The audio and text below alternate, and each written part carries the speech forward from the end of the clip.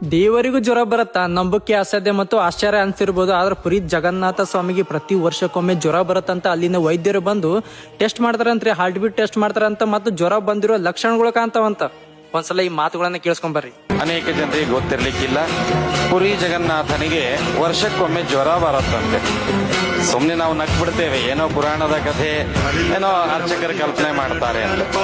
ಆದರೆ ಇವತ್ತಿಗೂ ಕೂಡ ವಿಜ್ಞಾನಕ್ಕೆ ಸವಾಲಾಗಿ ನಿಂತಹ ಆ ಒಂದು ಸಂದರ್ಭವನ್ನ ಜಗತ್ತು ನಂಬಲಿ ಅನ್ನೋದಕ್ಕಾಗಿನೇ ವೈದ್ಯರನ್ನ ಕರೆಸಿ ಸ್ಟೆಥೋಸ್ಕೋಪ್ ಧರಿಸಿ ಎಲ್ಲ ಜನರ ಮಧ್ಯದಲ್ಲಿ ಆ ಪ್ರತಿಮೆಗೆ ಇಟ್ಟಾಗ ಜ್ವರ ಬಂದ ಲಕ್ಷಣವನ್ನ ಅಲ್ಲಿ ಕಾಣ್ತೇವೆ.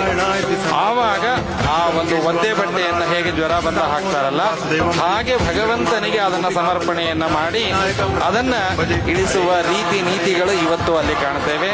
ಜ್ವರಹರ ನಾಮಕನಾದ ನರಸಿಂಹ ಈ ಜಗನ್ನಾಥ ರೂಪದಲ್ಲಿ ಏನು ಕಾಣ್ತಾ ಇದ್ದಾನಲ್ಲ, ಅಲ್ಲಿ ಸಮರ್ಪಿಸಿದ ಆ ವಸ್ತ್ರವೇ ಇಂದು ಶ್ರೀಪಾದಂಗಳವರ ಆ ದಿವ್ಯವಾದ ಆ ಹೆಗಲಿನಲ್ಲಿ ನಾವು ಕಾಣ್ತಾ ಇದ್ದೇವೆ. ನಮ್ಮ ನಿಜವಾದ ದೊಡ್ಡದಾದ ಭಾಗ್ಯ.